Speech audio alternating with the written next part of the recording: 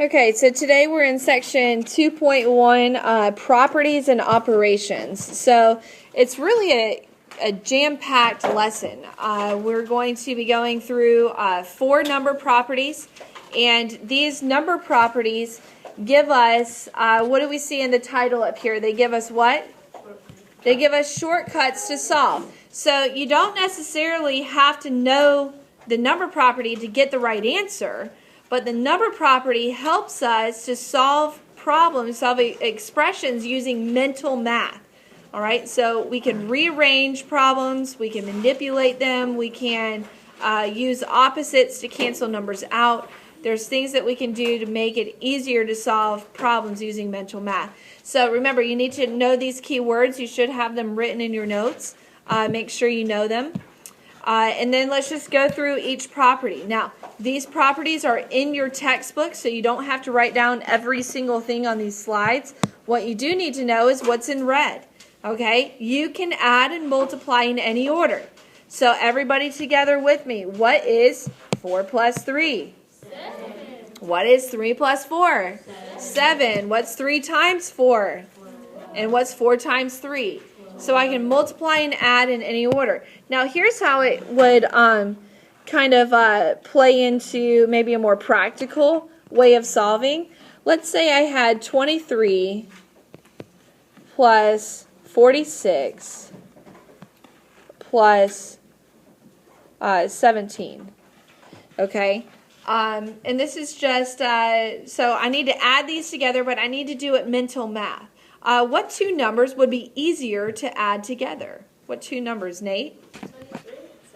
23 and 17. So on your homework tonight, I want you to show this step. 23 plus 17 plus 46. And then tell me that you just used the commutative property. All right? You can abbreviate. That's fine. Commutative property. And then 23 plus 17, I'm going to put in parentheses. I do that first. 23 plus 17 is what? 40, and then 40 plus 46 is 86. What number property deals with parentheses? No, grouping. Associative property. So essentially we used 2 number properties here to just make it a little bit easier to solve. All right, so that's what we're talking about when we talk about commutative properties. And then again, with associative properties, it doesn't matter how I group the numbers.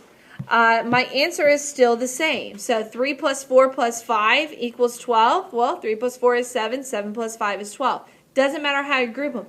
As long as I'm adding and multiplying or multiplying all the way across. It has to be all one operation. All right? So again, the grouping helps. Okay, so what if I had... Let's do let's do 5 times 18 times 20. Okay?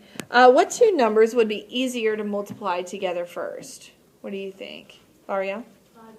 5 and 20. So again, I'm going to use commutative property. 5 times 20. Okay, and I'm going to group them together, and then I'm going to multiply it by 18. Okay, and then 100 times 18 is 1800. Just makes it easier to solve. Again, number properties give us shortcuts. All right, next property is our inverse properties. These deal with opposites. So any number in its opposite equals 0. So if I had the expression, let's say 52 plus 23 minus 8 minus 52. The first thing I want to look for is anything that might possibly cancel out. Do I have any numbers here that are true opposites of each other? Do I have any numbers here that are opposites? Matthew? 52. Very good. 52 and negative 52. So what's 52 minus 52? 0. So I'm going to rearrange them so that they're right next to each other. Plus 23 minus 8. All right, again, this is something that this purple step right here is eventually going to be mental math for you. And in your homework tonight, they want you to use mental math. But I want you to show me this step, okay? Show me this step, just so you're kind of training yourself to apply these properties. Now that I've rearranged them, 52 minus 52, guess what? It cancels. And now mental math, what is 23 minus 8? 15. So much easier to solve when we can apply our number properties. Okay?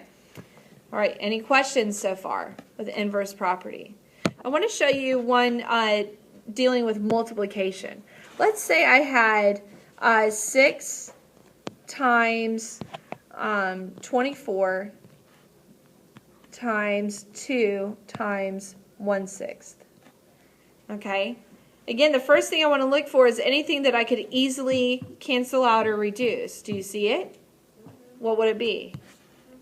6 and, nope, 6 and 1/6.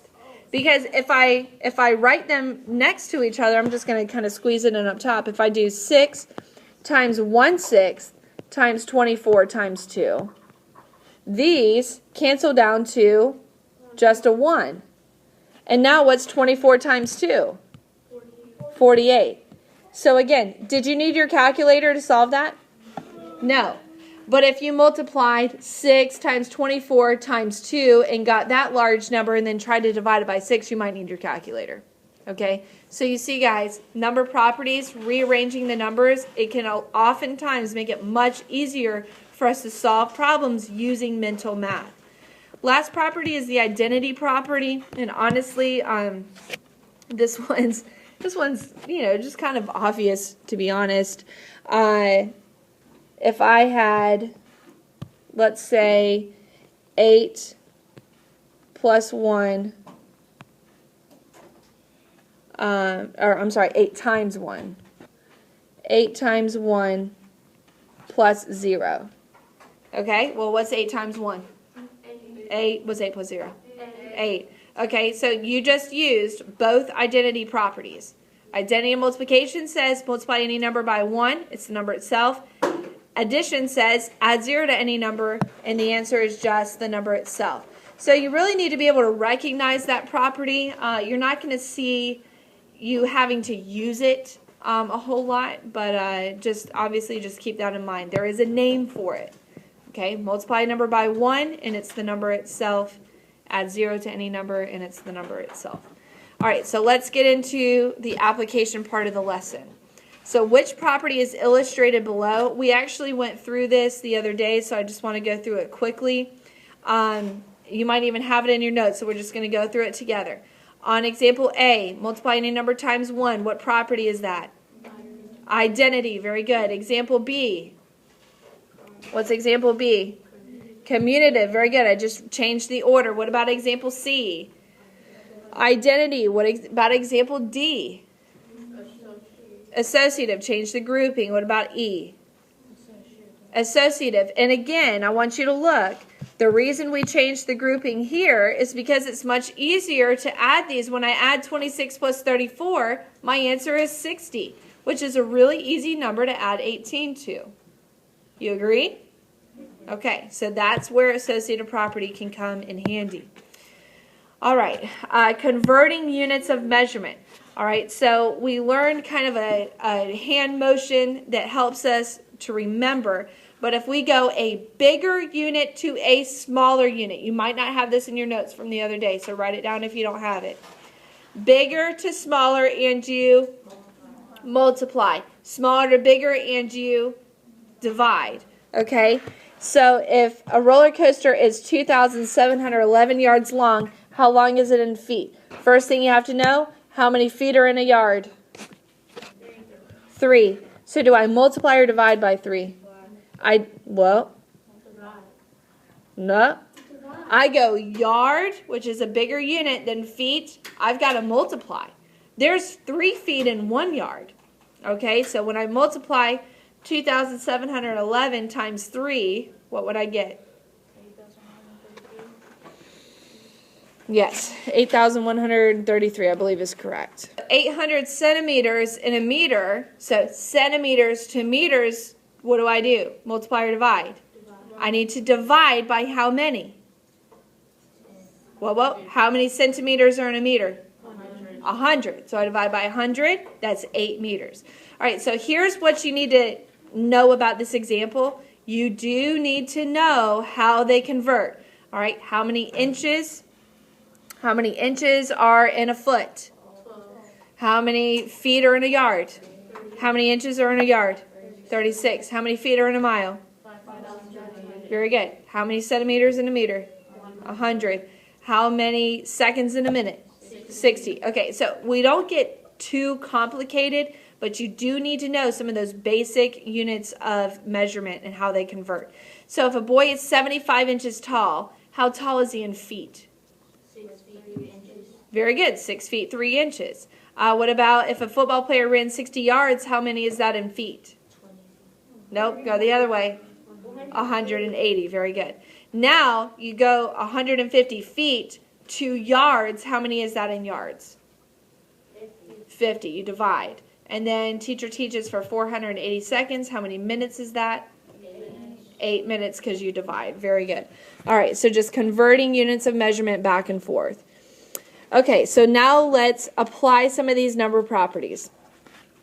You go to the store, you buy a $48 CD player, a $25 charger, and a $12 CD case. How much did it cost? You have to solve all of these using mental math. You cannot use a calculator. Use your number properties to make it easier to solve these. I want you to solve all 3 of them, please. So on the first one, how did you rearrange the numbers? How did you rearrange them, guys? 48. Yeah, very good. 48 plus 12 plus 25. Okay, and then 60 plus 25 is 85 bucks. All right, on the second one, which numbers should I group together? 17 plus 32. Yeah, plus 36. So that gives me 66. All right. And then on the third one, which ones do I group together? 3.4 and 7.6 and 9.7. And what do I get?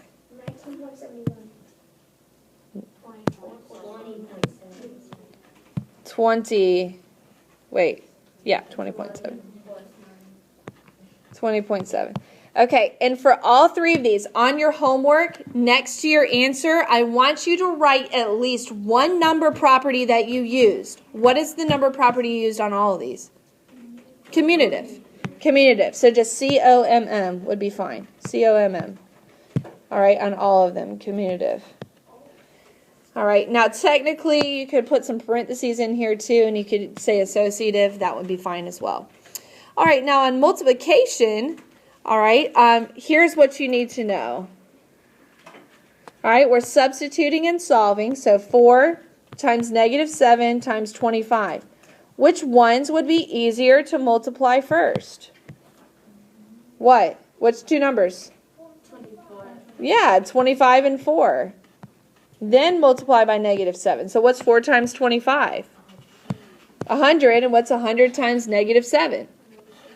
Negative 700. I want you to try the second one. Ahead of me. Okay, so let's plug them in. 5 times negative 6 squared times 20. So we evaluate the exponent first. 5 times 36 times 20. And now we can rearrange them using commutative property to make it easier to solve. 5 times 20 times 36. All right. And our answer is, what, guys? 3,600. And I used the commutative property. So I'm going to justify my answer, commutative property. Okay. On your homework tonight, it will ask you to justify your answer. I want you to claim a number property. Many times it's going to be commutative, and that's fine. I don't care. All right, as long as you're applying your number properties. All right, last but not least, we are going to talk about like terms and simplifying expressions. What I mean by a like term is this. A like term will either have the same variable or it will be a number that stands alone. Okay, so a number and a number with a variable, those are not like terms. All right, so on example A, I can combine my like terms. I'm not going to have an answer because I don't know what x equals. But I can do 7 plus 3, which is 10. And then I have 2x plus 4x, so I can add the numbers, 2 plus 4, and I keep my x. 10 plus 6x. And now, algebraically, our rule says that we always write the term with the variable before the term with the number. So algebraically, the correct way to write this is 6x plus 10. All right? Either answer is right. It's just this is the algebraically correct answer because we write our term with the variable first. All right, so I want you to go ahead and try to do B the same way that I just did A. Okay, so somebody tell me the answer for B. Raise your hand. Matthew? 9 plus 7a. Okay, and then I just want you to write it 7a plus 9. All right, again, if you say 9 plus 7a, I'm not going to mark off for that. It's just the variable technically comes before the number. All right, now I want you to try C. Here's my caution. Okay, watch out for your negatives. All right, let's see who can get it right. Andrew, what do you think?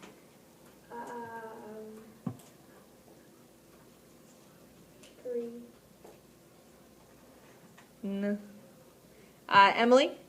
Negative 4 plus 9b. No? No. All right, we're 0 for 2 so far. Alex? Is it 4 plus 3b? Nope. No. Eric? 19 minus 26. No. Cole? Negative 3b plus negative 4? I will take it. Yes, I will take it. All right, technically, all right, so here's my suggestion to you.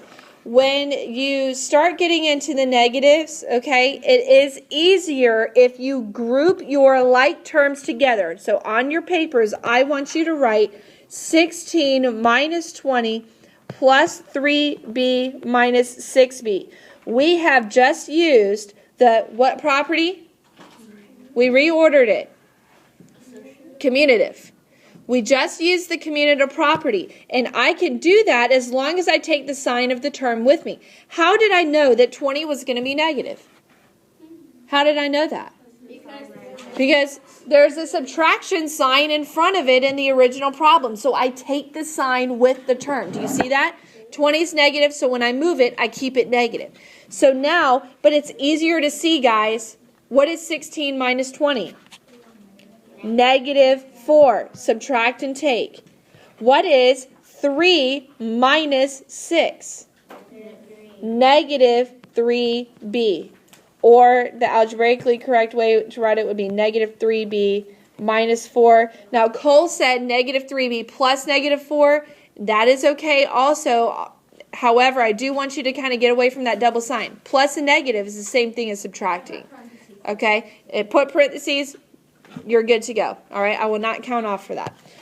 All right, so combining like terms. Now, in the next slide, and this is the last slide that we're going to cover, I want you to go ahead. Let's start with A, B, and E. I want you to do A, B, and E first, and then I'm going to talk to you about the multiplication and how we can show our number properties there.